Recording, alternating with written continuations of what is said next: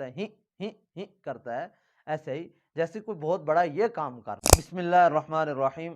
السلام علیکم، میرا نام ہے محمد عمران۔ امید کرتا ہوں آپ تمام احباب خیر و عافیت کے ساتھ ہوں گے۔ معزز خواتین و حضرات، آپ سے عین اس وقت میں مخاطب ہوں جب وطن عزیز میں یہ بحث عروج پر ہے کہ ایران ہیرو ہے یا زیرو ہے۔ اسی حوالے سے آپ سے چند باتیں عرض کرنا چاہتا ہوں۔ آپ چاہے تو اس سے اتفاق کر سکتے ہیں اور آپ کو اس سے اختلاف کا پورا حق ہے۔ سب سے پہلی بات کہ ہمارا اس میں کیا کردار ہے۔ یہ جو جنگ ہو رہی ہے، یہ جو ایران نے اسرائیل پر کچھ اٹیک کیے ہیں، کچھ حملے کیے ہیں، اس میں ہمارا کیا کردار ہے؟ ہمارا کوئی کردار نہیں ہے۔ ہم کیا کر سکتے ہیں سوائے باتیں کرنے کے علاوہ؟ ہمارے پاس کچھ نہیں ہے۔ دوسری یہ بات ہے کہ ہمیں اس بات کا انتظار کرنا چاہیے کہ حماس کی قیادت کیا کہتی ہے اس اٹیک کے بارے میں، کہ آیا ایران نے اسرائیل کے حق میں کیا ہے یا اسرائیل کی مخالفت میں کیا ہے۔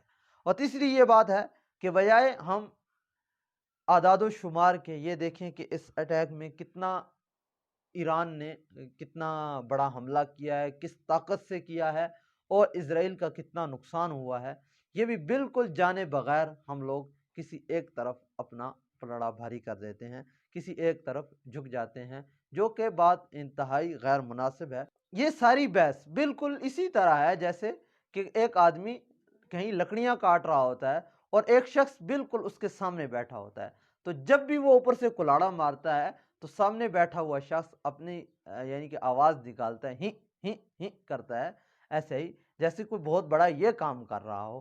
تو تھوڑی دیر بعد اس بندے نے نوٹ کیا کہ جس نے جو لکڑیاں کاٹ رہا ہوتا ہے، اس نے کہا الو کے پٹھے بھائی زور میں لگا رہا ہوں اور تکلیف لکڑی کو ہو رہی ہے، تو خواہ مخواہ بیٹھ کے ہی کیوں کر رہا ہے؟ تو بالکل ہمارا بھی اس میں یہی کردار ہے۔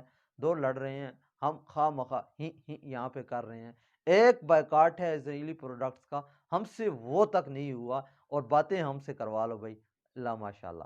اب احباب سے میری گزارش یہی ہے کہ جو عالمی ادارے یا جو عالمی اداروں نے خبر نشر کی ہے یا جو بات بتائی ہے ایران کے حوالے سے، آپ وہاں جا کر دیکھ سکتے ہیں۔